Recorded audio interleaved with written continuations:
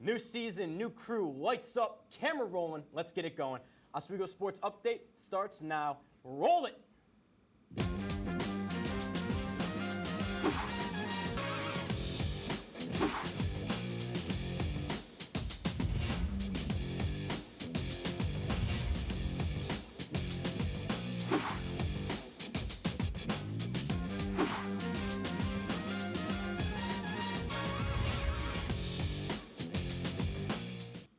Good evening, ladies and gentlemen, and welcome to Season 17 of Oswego Sports Update. I'm your host, James Cattato, joined by Bo Drake Deese on my right, Mike Morano on my left.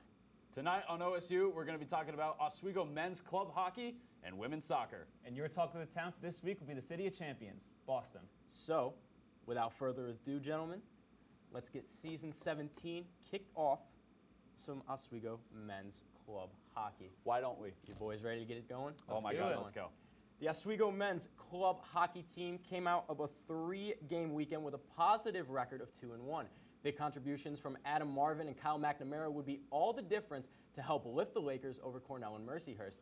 Head coach Chris Timmons said that he loves this new club and hopes the depth of the team can get them far. Bo, what were your thoughts on this weekend's performance, and how good can this club Lakers really be this year? Well, James, I'm going to tell you right now, I got the opportunity to watch all 3 of these games this weekend, and I'm telling you, the sky is the limit for this team. I mean, they have great young players who really came together and got the job done this weekend. I'm going to name one guy in specific because I don't know what it is about this kid. His name is Chris Nyes. My boy is from Texas. He's playing club ice hockey in Oswego, New York. I don't know how that happens, but I'm glad it did. Good recruiting. Good recruiting. Great Fantastic recruiting. I got to tell you right now, this man is the most fearless skater I have ever seen. Just going at guys who are 2 times his size, one of the fastest skaters I've ever seen. And I got to tell you, it's not just him. My man had that man had 2 assists on this weekend. We played 3 games. You know, that's an active weekend. And then my man Adam Marvin, like you said, he has 3 goals, 3 games. I mean, he's putting up numbers right away. We got my other dude, Alex Galosi, coming in, just doing his thing like he does year after year. They have another new goalie named Dan Perpezco, who actually came in at the end of the game against Cornell and had a shutout at that game. Do you guys remember Scott Foster, that guy who came in to play 49 minutes for the Blackhawks with the all black pads? Of course. He's got the same thing. He's got that Scott Foster mentality. He then played the game against Mercyhurst, had a shutout, 31 shots, and a shutout is amazing. And the rest of the team is really looking great. They have great veterans, and they have a lot of young guys on the team. I'm really excited for the rest of the season. So, I mean, let me ask you this question. So, obviously, it goes Division III club intramurals, roller hockey. Shout out to my roommate Tyler Beal. My man. What is the level of competition? What's the separation? What's the gap between the Division III boys and this club team? Because I know it's very competitive getting on the Division III team. Oh my goodness, yes. I mean, look, I love the club team. You know, they're my guys, and I love to watch them play. A lot of them come in and sit with me because, you know, not all of them play every weekend. So I go and sit with them in the stands. I talk to them a little bit.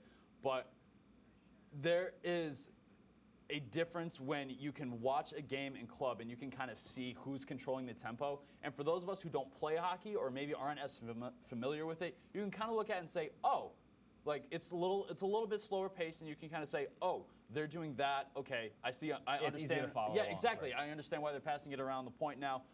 Whereas when you go and you watch a nice, you know, Division III Oswego men's ice hockey game. There's nothing like it. There's nothing like it. The speed is just something that you can't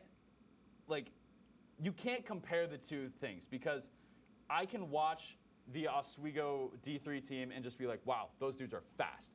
But I can actually watch the game sometimes for the club team. So I would say that for the club team. I'm able to enjoy the strategy of the game a little bit more rather than just be awestruck by the pace and some of the other skills, if that makes any sense at all. Yeah, and they also got the new people. They got brand new players, so their chemistry seems to be clicking like perfectly. Oh yeah, and I will say, you know, it's game 1 against Cornell. You could tell in the first period they just didn't do very well. You know, Cornell came out and scored, and then in the second period they really came together and clicked. They were playing great defense. We had 5 goals in the second period in 10 minutes. Seems like a good sign. Against a very tough Cornell team. Cornell beat us 6-2 last year. Okay? Wow. So if we're talking about improvement, It's Cornell, too. It's Cornell. It's an actual Yeah. Division I school. Yeah, yes, exactly. It's huge. And now coming back to Oswego, I mean, then in the next game against Canisius, things didn't go so well. We had a last-minute goal at the end, but played very tough in between then. And then we had the Mercyhurst game where it was a tough battle all the way to the end, but great play from all of them, and I'm really excited for the year moving ahead. And, you know, we're just missing the D3 team. So the club team is kind of filling the void until the season starts. I believe it's 17 days now to this point. 17 days? And so My the man's puck is counting. starting to drop. Oh, I'm very excited. Anyways, the women's soccer team dropped a crucial home game where they couldn't net a single home goal against the Red Dragons of Oneonta. The ladies applied early pressure in the second half for several minutes, but couldn't seem to buy a goal as the Oneonta defense shut down the Lakers completely on 8 shot attempts. Not very good. Up next, the ladies play Plattsburgh, who are 5-5 on the year, but haven't won a single game in the SUNYAC. Mike, what are some key things that the ladies can do to get that crucial 5th win? Well, first, you know, they have 128 shots on goal. Okay, that's 10 more than their opponents. So obviously they're doing something right. They just got to keep the pressure and just put more shots on net, because the more you put more shots on net, they're bound to go in. You know, they're giving up a lot more corner kicks than their opponents. They're giving up 53 to their own 40. You know, they're giving up way too many opportunities. And they're doing a great job keeping down the fouls. They got 36 fouls compared to the opponent's 46, which is a good sign. Lastly, I mean, their goalkeeping is great. Yeah. They're only giving up 1 goal, 2 goals. I mean, you can't really ask for better goaltending. So, you know, their goaltending is great. Now the best thing they can do is just keep it up. I mean, they're not a bad team. No, they're not. Their record, their 4-3-2 record, does not reflect how solid they've been in the season. You know, when you're looking at a soccer team on campus like the men's soccer team, we haven't really seen a full good 90 minutes of play from the men's team yet. We can't say the same about the women. I feel like they're just kind of getting a little unlucky. You know, like you said, they're doing very well on defense, and you're holding a solid team like Oneonta just to 2 goals. I mean, I think it's very impressive what they're doing right now. Yeah, I would agree. And like you were saying earlier, you know, if you keep that aggression up and you keep trying to put the shots on net, They're bound to go in. exactly. Eventually you're going to score, and eventually you're going to win. Yeah, they're not a bad team. So all they have to do is just this. I mean, you can't ask for better goaltending as well. Right. Should be interesting to see what happens on the pitch for this ladies soccer team.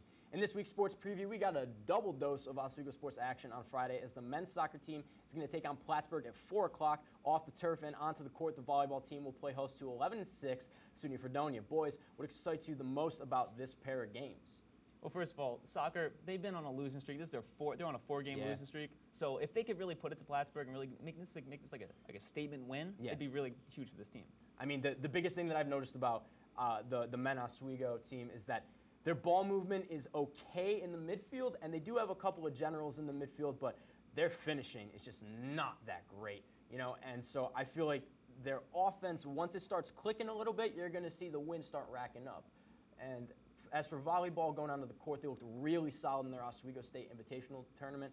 St. Lawrence was just a little bit overwhelming for that Oswego volleyball team. I feel like it's going to be interesting to see how they bounce back, because they are a very solid team. And although St. Lawrence was overpowering them a little bit, they had some very good kills, some very good bumps, some very good points in general over that team. So it should be interesting to see how they respond. We'll see how it goes. Let's get it. When we come back, we'll have OSU's first ever talk of the town. Beantown, Boston, that is. Mom, I'm going home! Let's get ready for some old school style lunchroom debate. Do not go anywhere. You are watching OSU.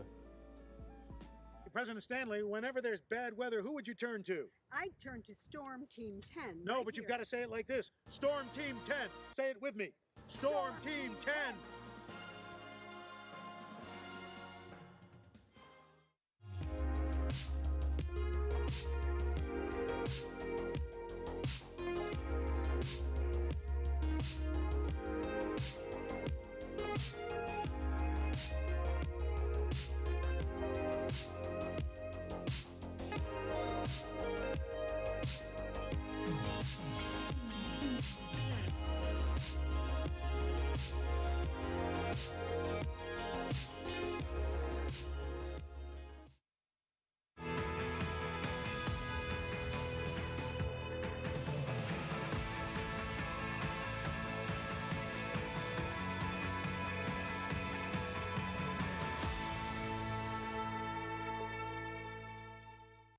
So good to see you guys. So, what's up?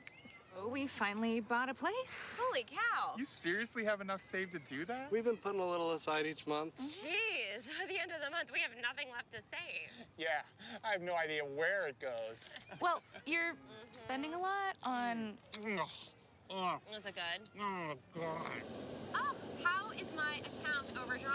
When it comes to financial stability, don't get left behind. Get tools and tips for saving at feedthepig.org.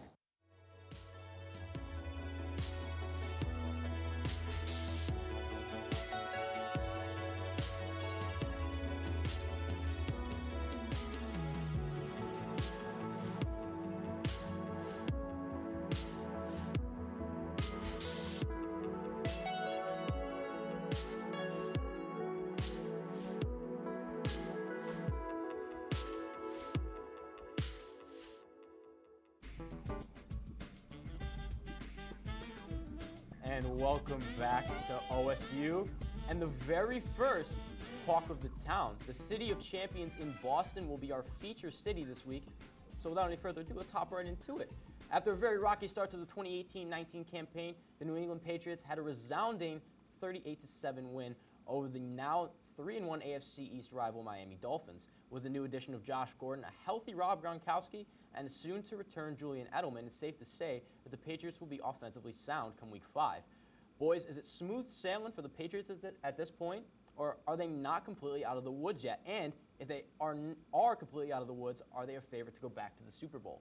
Smooth sailing. There's no doubt about it. Smooth sailing, There's really? no doubt about it. You got 5 more games against the Jets, the Bills, and the Dolphins. And you saw what they did to the Dolphins. They're going to do that to the Jets, and they're going to walk all over the Bills. I don't like it. I don't like it. I still don't think You don't like it. No, I don't think that they're going to look that great. Bo, what do you think? You don't think they're going to look that great? It is Tom Brady and the Patriots, and they are coming off a strong win, son. Okay. And they are 3-1 on the Against season. the Miami Dolphins team Aga- yeah. that isn't good. It was all false hope to this point. That's for the 5 more Miami That Dolphins. has been playing well. The Who Dolphins has been playing well, but correct? they're not that I just great. want you to say I'm right.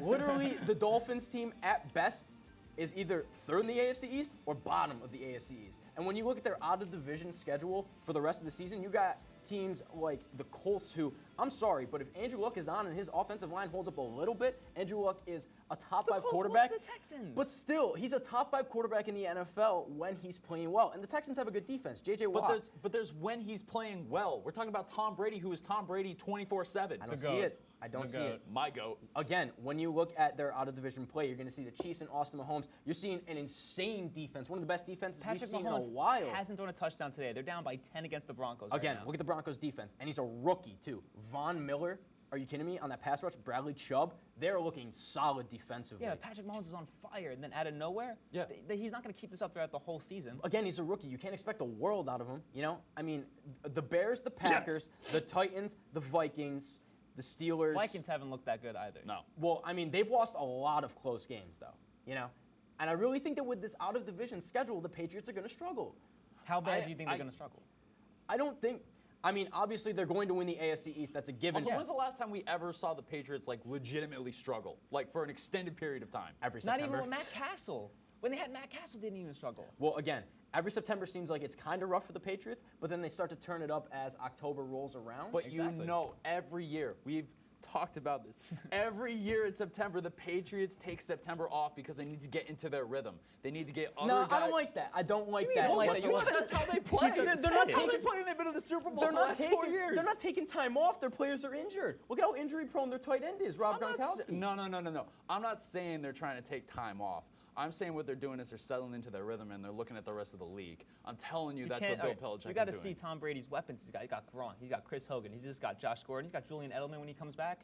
How can you count He's coming him back out? next week, and I mean, Exactly. yes, Yes. Hogan is a 4th option right now for my fantasy Chris team. Hogan not is looking a that 4th great. If Chris option. Hogan is a 4th option, Think you're about in that. very good hands. Think about that. On any team, you would be joyful that Chris Hogan is your 4th passing option. Because think about who you've got stacked up in front of him. The Patriots passing options. That's exactly who you'd want. No, you see, I don't buy it. I just think it's a given that they're going to win the AFC East because you have 2 rookie quarterbacks starting on the Jets and the Bills, and it's asking too much of them. The Jets are in a rebuild year. Now they're in a rebuild year. Okay, when they decisively beat the Detroit Lions, I got a little excited. Okay, I'm pretty sure that every Jets fan. So did everybody else in the state of New York. Every Jets fan in America got excited that they beat the Lions that well, and the Lions beat the Patriots. So I'm just saying that like Jets are better than the Patriots because the Lions beat the Patriots. Oh my God! No, I'm kidding. Obviously, I'm just saying though, it's a given that the Patriots are going to win the AFC East. That's going to happen. Yes. I don't think those words have ever been said on live television in history. That the Jets are better than the Patriots? Yeah. They always give them a good game. They always give them a good game. And you can expect a good game when they play them coming up November 25th. Mike, can you look into my eyes for a second and just make sure I don't have a stroke? Always give them a good game. The Patriots defense is good. Is not good whatsoever. I don't care what you say about Malcolm Butler winning the Super Bowl against the Seahawks. They should have ran the ball. I don't want to hear a thing about Malcolm Butler. Why? Because I'm not going to lie, I am still a little hurt about last year. I don't know what the story is. I didn't bother to look into it. I didn't care what it was. I was an emotional New England fan, and my hero wasn't playing defense when I needed him to play defense. That was it. The only thing I could say is like the only Patriot struggle is what they have going on inside. Nothing like a team, like just like players not liking each other or coaches and owners not getting along. That's the only thing I could see. But if they get along just for this, like they're going to be in the Super Bowl. All I know is that I genuinely believe that if a solid offensive and a stud defensive team puts up at least 30 points on this Patriots team, they're not winning because their defense is not good enough. You're telling me right now that you don't think Tom Brady is capable of matching with an offense a 30-point run from another team, a 30-point game from another team. Tom Brady all those can't wide match receivers that they got? got. Okay, Josh Gordon needs to stay off the weed a little bit. As we can see, he needs to stay healthy. Rob Gronkowski needs to stay healthy. There's a lot of factors that need to come into play for the Patriots to be good, you know? And they're going to be good. They're going to win the AFC East. But making the Super Bowl, I feel like, is a bit of a stretch. But for them to be good and saying that they're going to win the AFC East is already indicating that they are good and they are solidified. Listen, they're still second in the AFC East. So until they pass the Dolphins, I'm not sold. Bottom line. Until they pass the Dolphins. They might as well have passed the Dolphins. The Dolphins are still 3-1 and they're still winning the AFC East. 38-7.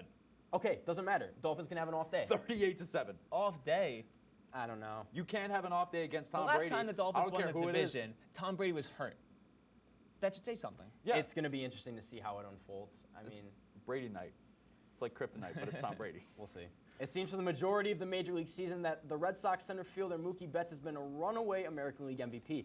The All-Star is batting .346, guys, on the campaign and is leading the already clinched Sox into what seems to be a deep postseason run. Is there anyone that can compete with this Boston powerhouse? And if so, who? Every single American League team. Everyone. Single one of them. And you know what? I'm going to agree with you because the best 5 teams in baseball are the Yankees, the Astros, the Red Sox, all 100-win teams, and then the Indians and the Athletics. And we're all talking American League teams. We're talking about the Red Sox in the postseason. I'm just going to pull up some stats right here that I got. Red Sox postseason stats. We got Chris Sale, the supposedly best pitcher in baseball, 8.38 ERA in the postseason. Doug Fister, 20.25 ERA in the postseason. Astonishing numbers. Drew Pomeranz, 18 ERA in the postseason. The Red Sox have won one game in 2 years. We got some Yankees fans that are on the cameras for us tonight that are pretty stoked to hear those numbers. I'm not going to lie. It's just facts. I mean, if you're the Red Sox, don't give me that look. Don't listen. No. You can go back.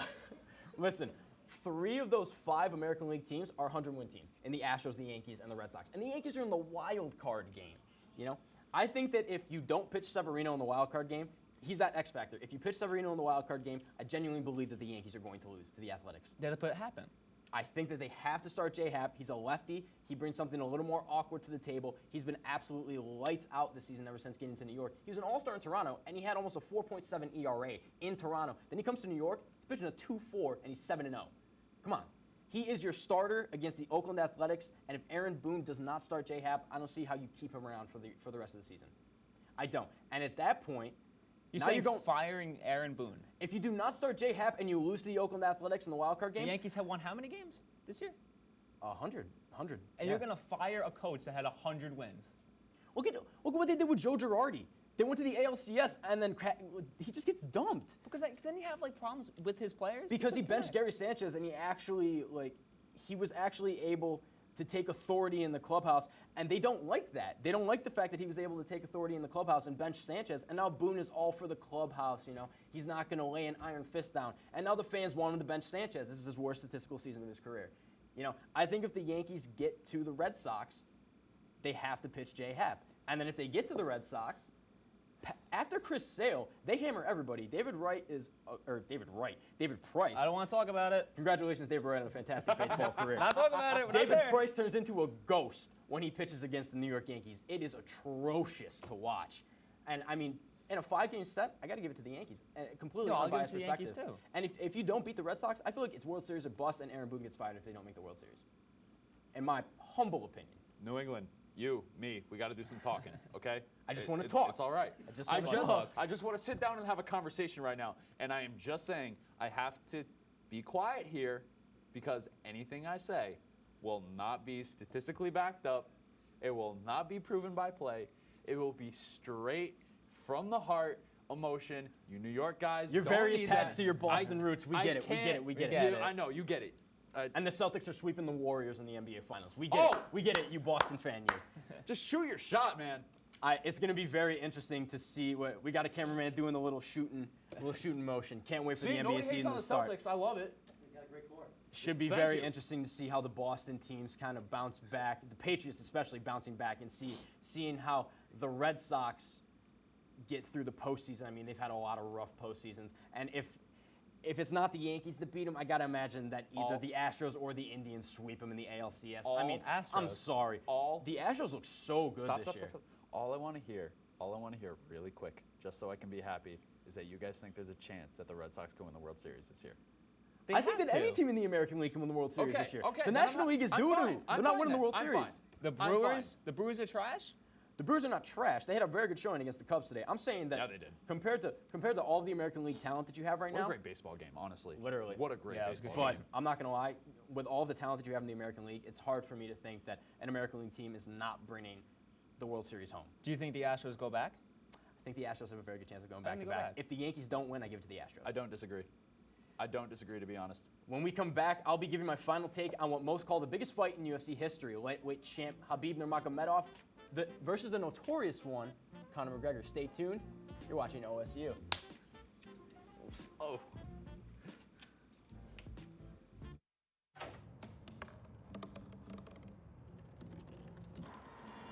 Everybody has a dream.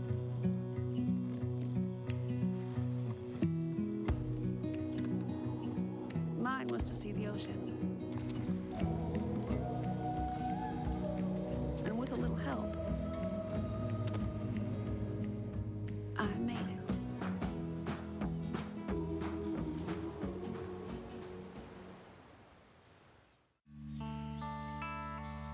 This is the moment I knew his future had no boundaries. There are some moments only the forest can inspire. Find yours at discovertheforest.org. Life's taught me a lot, and I'm ready for more. Well, you're not the typical kind of candidate that I hire. But you are exactly what I'm looking for. Your company could be missing out on the candidates it needs most. Learn how to find a great pool of untapped talent at gradsoflife.org. Is how are you, precious? Okay. Take out the precious. Way too cheesy. Okay, yeah. Just go, hey, how are you? Nope. How's your day? Yeah. Don't be cheesy. Yeah, I figured.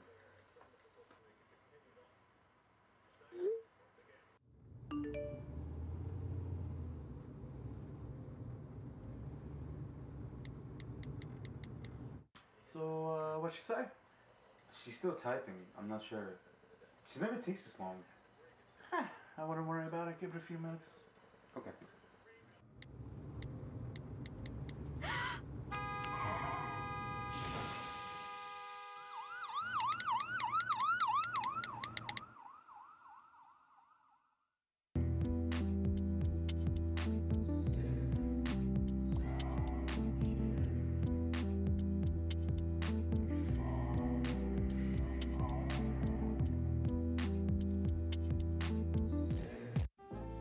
UFC President Dana White calls it the darkest press conference he had ever seen in UFC history.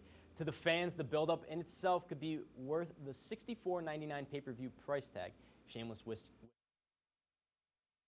blooded killers looking to go at each other.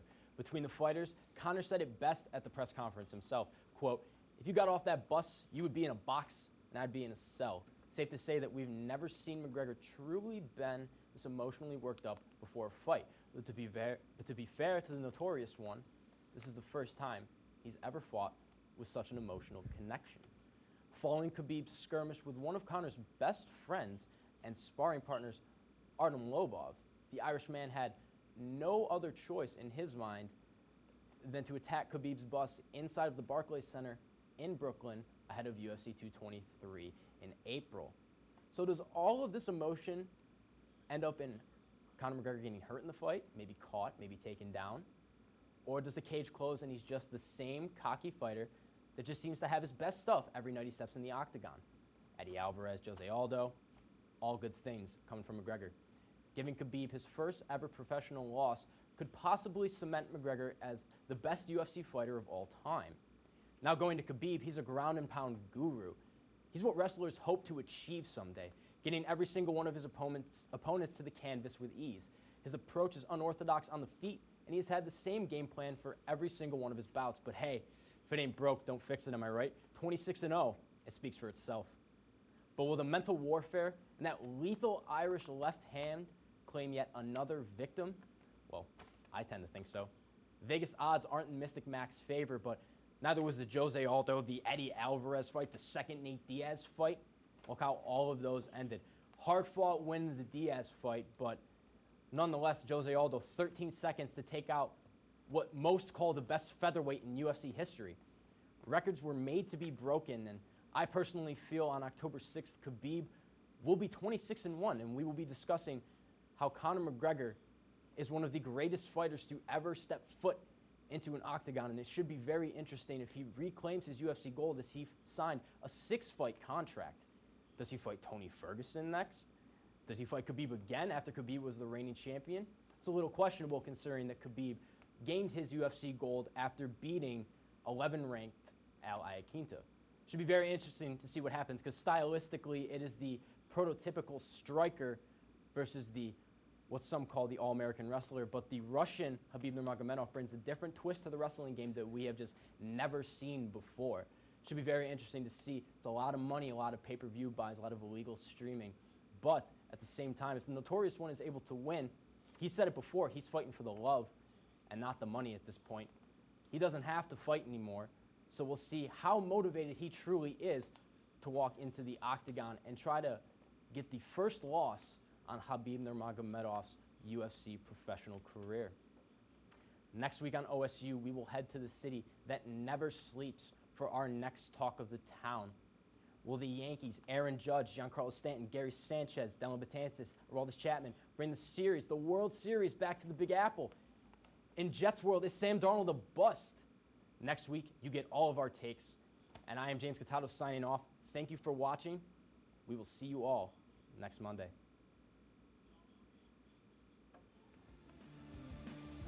Very interesting.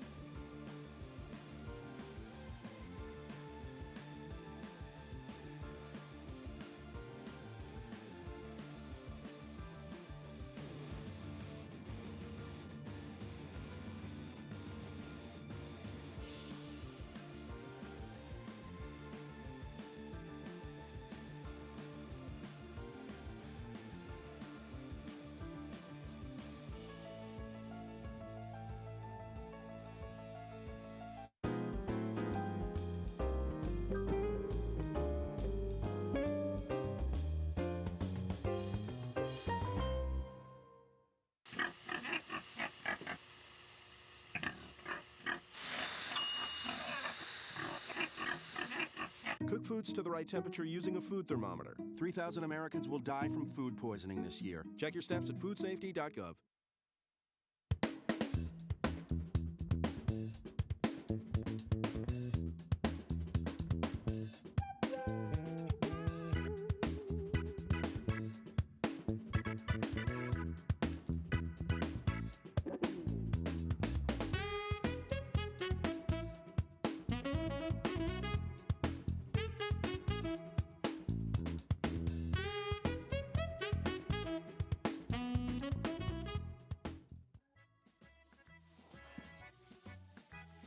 Hi there. You might wonder what a famous Hollywood celebrity like me is doing reading in the dark. Is this some new sort of Hollywood method acting? No, this is quite real. Did you know that Americans use about 4 times as much energy per year as the global average? We waste energy left and right, despite the fact that the dirty fossil fuels we use to power our energy sources wreak havoc on the natural world and destroys valuable wildlife habitats. By reading with my solar-powered night vision goggles, I'm saving energy and looking sleek. You don't have to sit in the dark like Ed Begley Jr. to save the world. Fight climate change by speaking up for cleaner, smarter energy, including rooftop solar. Oh, that's way better. Oh. Do your part and find out other world-saving tips at betterthaned.org.